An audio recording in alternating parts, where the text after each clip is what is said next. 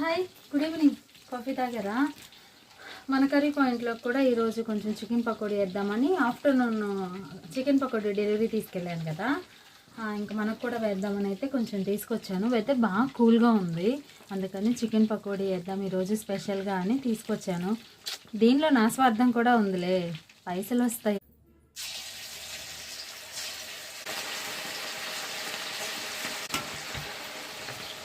నేనైతే ఇలాగే చేతులు కాల్చుకుంటూ ఉంటా.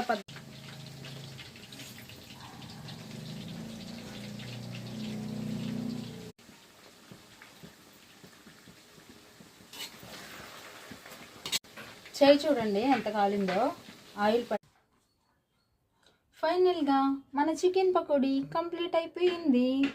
అసలు అదేంటోరా, ఇంత కష్టపడి మొత్తం అంతా చేస్తాను కదా, అసలు చేసేటప్పుడు ఈ వేడికి కారానికి చేతుల మీద నూనె పడి అంతా కాల్చుకున్నా 2 ముక్కలు తినాలంటే మస్తు బాధ నాకు. అరే అమ్మినట్టయితే తినకుండా 50 రూపాయలు వచ్చేది కదా అని ఆలోచిస్తా. ఈ బుద్ధే మారట్లా నాలో.